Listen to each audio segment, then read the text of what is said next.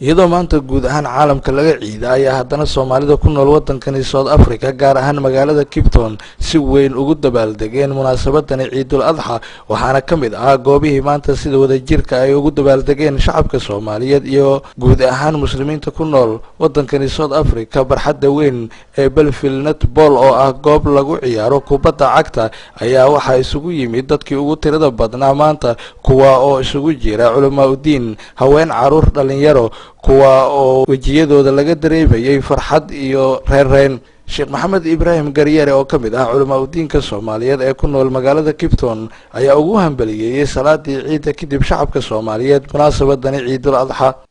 waxa Ilaahay mahadiisa maanta oo maalin ciideeda subax ahadaada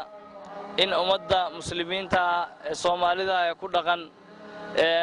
Western Cape qaas ahaan Belfield iyo nawaaxigeeda ay ku iidayaan barxaddan isuguna yimaadeen ayagoo muujinaya farxadooda dadka muslimiintaana ay guteen xajkii intanada halkan joogtana aan shalayna soo soonnay maantana ay maalin ciideed noo tahay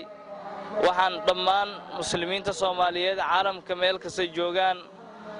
Ilaahay uga baryaynaa ammaan iyo horumar iyo idamka Ilaahay dhibaatada hadda Soomaaliya haysata dalkanagii iyo qurbaha nagu haysa in Ilaahay naga saaro insha Allah taala raxiim alxamdulillah maanta walaalayaal waa maalin farxad leh oo ah maalinta Ciidul Adha oo muslimiinta dhan meel walba ay joogaan ay u dabaaldegayaan ciidan weyn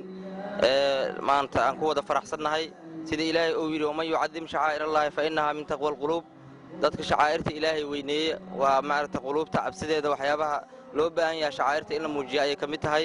marka ma sha Allah si fiican ayaan ugu faraxsanahay qaabka iyo jawiga wanaagsan ee u dhacaysa maanta salaada ciida dhinaca kale TV-gan caalamiga Universal ayaa mikrofoonka la dhex qaaday qaar kamid ah dadkii ku soo kulmay salaadii ciida ee maanta iyagoo qaraabadooda ku salaamayay jaaniskan oo maanta siiyay TV-ga caalamiga Universal Ismaaciil Sabriye Universal TV Cape Town